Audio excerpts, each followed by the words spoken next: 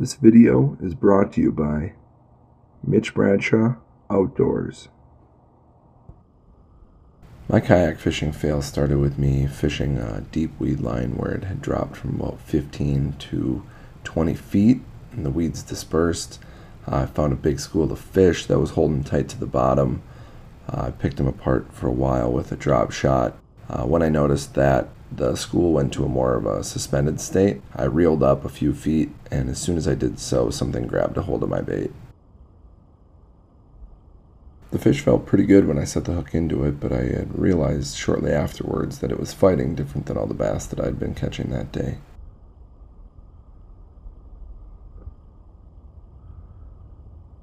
With the water being clear in this lake, I realized I'd caught a pike, not a bass, on a drop shot, and with only 8-pound fluoro on, I reached for the net. I successfully netted the fish, and that's when things got interesting. I noticed that this fish had been missing a part of its upper jaw, which left a lot of its lower teeth exposed, so I reached for the gill plate as I normally do with these small and energetic pike.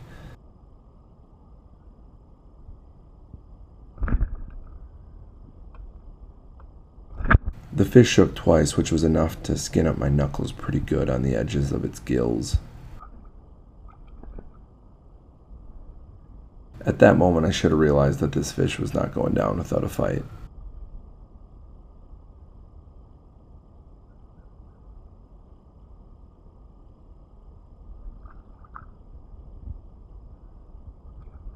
To get some better leverage, I reached back into my tackle box to get a pair of pliers, and that's when he made a break for it.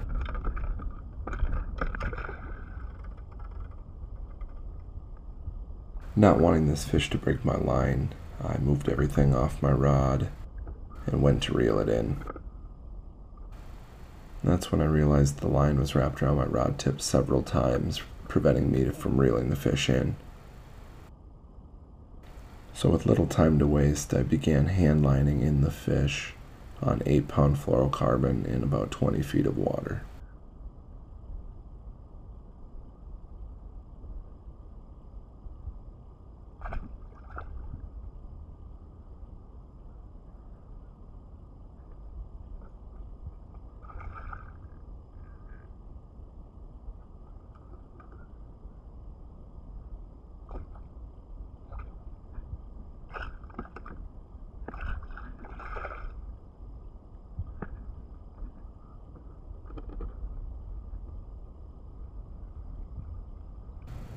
After a bunch of head thrashing and several runs, I was finally able to net this fish again.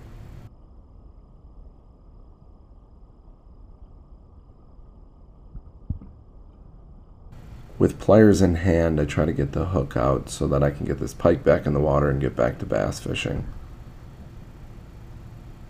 when he makes another break for it.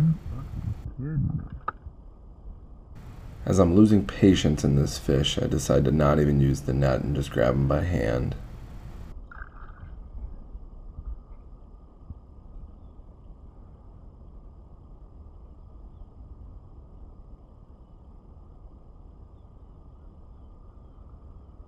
And then I was finally able to pop the hook out of its upper jaw so that I could release the fish and get back to bass fishing.